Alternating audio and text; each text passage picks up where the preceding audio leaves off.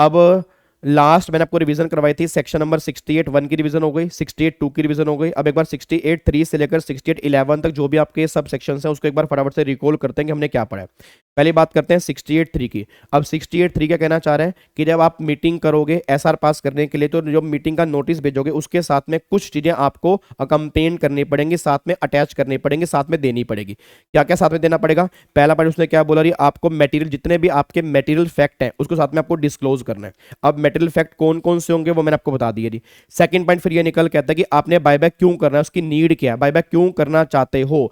याद आ गया आपको, मैंने बायबैक करने के रीजन बताए थे, तो वो रीजन जो हमने लास्ट क्लास में डिस्कस किए थे उसमें से कोई भी रीजन जो तुम्हारा रीजन है वो रीजन आपको साथ में यहाँ पे देना पड़ेगा, बस ये पर ध्यान दो। फिर तीसरा पॉइंट क्या निकल करे कि कौन से क्लास ऑफ शेयर बायबैक करना, equity share, preference share, ESO buyback करना, क्या कौन से क्लास ऑफ सिक्योरिटी या शेयर्स बायबैक करना चाह रहे हो वो आपको बताना पड़ेगा।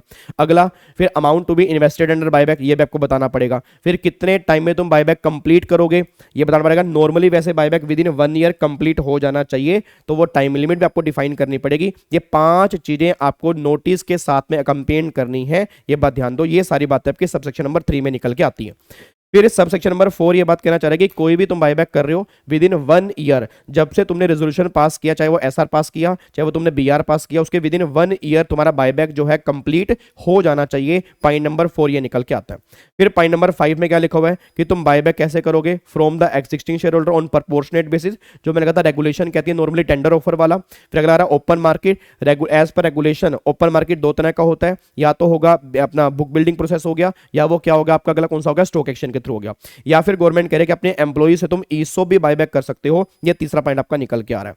देन फिर सबसेक्शन नंबर 6 में क्या लिखा हुआ है, अब सबसेक्शन नंबर 6 में गवर्नमेंट ये बात कहना चाह रही है कि अगर कोई कंपनी जिसने बायबैक प्रपोज की है, जो अपने शेयर या अपनी सिक्योरिटी बायबैक करना चाहती है अंडर दिस सेक्शन, जहां पे बात हो रही है एसआर पास करने की या जहां बात हो रही है बीआर पास करने की, उसको बायबैक करने से पहले क्या करना पड़ेगा, बायबैक करने से पहले फाइल क्या फाइल करना पड़ेगा, रजिस्ट्रार को और सेबी को एक डिक्लेरेशन फाइल करनी पड़ेगी। किस चीज की, सोलवेंसी की, कि हम सोलवेंट है, हमारे पास पैसा है, घबराओ मत, हम सारी की सारी लाइबिलिटी चुका सकते हैं, और बायबैक करने के बाद भी हम 1 साल तक सोलवेंट ही रहेंगे, इंसॉल्वेंसी का कोई मतलब ही नहीं है हमारा। और यहां पे बोर्ड भी ये चीजें चेक करेगा। आप अगर आगे देखोगे उसमें क्या लिखा है, बोर्ड भी ये पॉइंट चेक करेगा। और फिर बोर्ड की डिक्लेरेशन के बाद, यानी ना बोर्ड की डिक्लेरेशन जब आई, वहां से 1 साल के अंदर अंदर तुम्हें सोलवेंट रहना जरूरी है, तुम इंसॉल्वेंट नहीं हो सकते। ये आपका सब सेक्शन नंबर 6 के अंदर ये पॉइंट लिखा हुआ है। फिर आगे सब सेक्शन नंबर उसमें प्रोविजो में क्या लिखा हुआ है कि अगर ऑब्वियस बात है ये सोलवेंसी की डिक्लेरेशन सेबी को देने की रिक्वायरमेंट नहीं है अगर वो कंपनी लिस्टेड नहीं है। फिर अगला पॉइंट आ रहा है सब सेक्शन नंबर 7, उसमें क्या लिखा हुआ है, आपने जैसे बायबैक कर दिया तो विद इन 7 डेज वो शेयर्स आपको एक्सटिंग्विश करने पड़ेंगे, मतलब एक तरह से कैंसिल करने पड़ेंगे, फिजिकली डिस्ट्रॉय करने पड़ेंगे विद इन 7 डेज। ये आपका सब सेक्शन नंबर 7 यहां पे निकल के आ रहा है।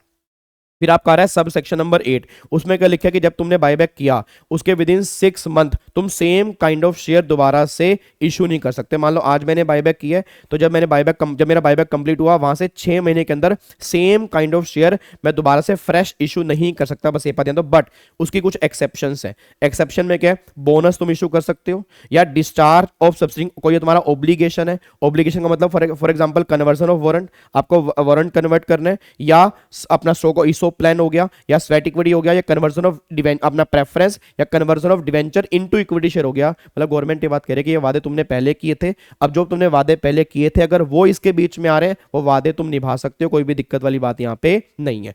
अगला पॉइंट फिर निकल कर है सब सेक्शन नंबर 9। अब सब सेक्शन नंबर 9 में क्या कहना चाह रहे हैं कि कंपनी को एक रजिस्टर मेंटेन करना पड़ेगा, जिसमें डिटेल क्या देनी पड़ेगी, डिटेल देनी पड़ेगी कौन कौन सी, देखो लिखा है मेंटेन रजिस्टर फॉर्म नंबर हमारा एसएच नंबर 10, द शेयर्स और सिक्योरिटी जो आपने मतलब बायबैक की है, कंसीडरेशन आपने कितना पे किया है, उसके बाद फिर आपने date of cancellation of share, आपने किस दिन शेयर कैंसिल किए या फिजिकली डिस्ट्रॉय आपने किया है, ये सारी बातें उस रजिस्टर के अंदर आपको मेंटेन करनी है। फिर सब सेक्शन नंबर 10, इसमें क्या करनी है जी, आपको रिटर्न देनी है, किसको देनी है, रजिस्ट्रार को और सेबी को। ये बातें यहां पे लिखी हैं, देखो company after the completion of buyback under this section file करनी पड़ेगी रजिस्ट्रार को और सेबी को एक return containing such particular relating to the buyback within, यहाँ पे कितना है, within 30 days of the such completion. SH 11 हमारा फॉर्म नंबर रिटर्न का यहाँ पे निकल के आता है। अगेन अगर वो कंपनी लिस्टेड नहीं है तो सेबी को डिक्लेरेशन देने की रिक्वायरमेंट यहाँ पे, सेबी को रिटर्न देने की रिक्वायरमेंट यहाँ पे नहीं है। फिर लास्ट सबसेक्शन नंबर 11, इसमें गवर्नमेंट क्या कहना चाह रही है कि अगर आपने कोई डिफॉल्ट कर दिया इस सेक्शन में या नॉर्मली सेबी की रेगुलेशन में तो कंपनी को 1 लाख से लेकर 3 लाख तक का तो पहली बात तो फाइन लग जाएगा, और फिर जो कंपनी के ऑफिसर हैं जो इस डिफॉल्ट में है उनको भी 1 लाख से लेकर 3 लाख का फाइन लग जाएगा। पहले इंप्रिजनमेंट भी यहाँ पे होती थी, अब वो पॉइंट यहाँ से डिलीट कर दिया गया, इसलिए यहाँ पर भी अमेंडमेंट आ गई। यहाँ पे पहले और बोथ लिखा होता था, अब वो यहाँ से हटा दिया गया है। अब सिर्फ फाइन की बात है, चाहे कंपनी की बात करूंगा चाहे कंपनी के ऑफिसर की बात करूंगा। अब जाके टोटल मिला के हमारे 11 सबसेक्शन सेक्शन नंबर 68 की खत्म हो जाती है। अब इधर देखो ध्यान से, अब एक बार फटाफट से आ जाओ रही। अब यहाँ पे सबसे पहले अभी हमने क्या किया, सेक्शन नंबर 68 हमने पूरा रिवाइज कर लिया। अब हम यहाँ पे 69 एक बार रिवीजन करेंगे फटाफट से, बिल्कुल छोटा सेक्शन है। अकाउंट्स के अंदर आपने बहुत अच्छे डिटेल में पढ़ा होगा क्योंकि सारे के सारे अकाउंटिंग एंट्री CRR के आपने आई थिंक बायबैक वाले चैप्टर में अच्छे ढंग से की होगी। उसके बाद सेक्शन नंबर 70 वो बिल्कुल सिंपल है, बट सेक्शन नंबर 70 का क्लोज C, सबसेक्शन 1 का क्लोज C वो डिफॉल्ट वाला वो इंपॉर्टेंट है, उसमें से क्वेश्चन तुम्हारे एग्जाम के अंदर बन सकता है, बस ये पर ध्यान दो।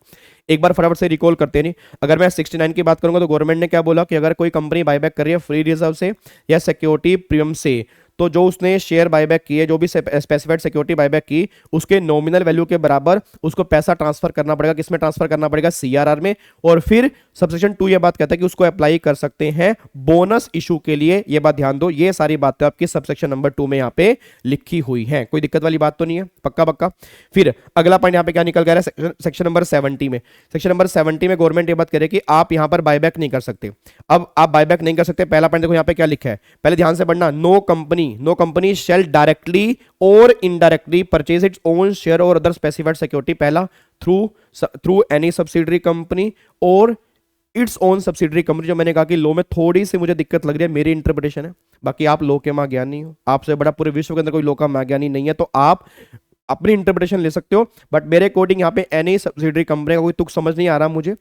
ओन सब्सिडरी कंपनी लिखो था तो भी चल जाता, बट भला है बुरा है, जैसा भी मेरा पति मेरा देवता है। तो बस यही जो लिखा है यहाँ पे सेम एक्ट की लैंग्वेज, और ये प्रॉब्लम रेगुलेशन के अंदर भी है। हम कल वाली क्लास में रेगुलेशन जब स्टार्ट करेंगे तो रेगुलेशन के अंदर भी सेम लैंग्वेज है, तो मे भी उन्होंने यहाँ से ही उठाई होगी, ऑब्वियस सी बात है। बट हमें वही लिख के आना है कि through any subsidiary company including its own subsidiary company के थ्रू बायबैक हम नहीं कर सकते। सेकंड पॉइंट क्या निकल के आ रहा है? थ्रू एनी इन्वेस्टमेंट कंपनी और ग्रुप ऑफ इन्वेस्टमेंट कंपनी।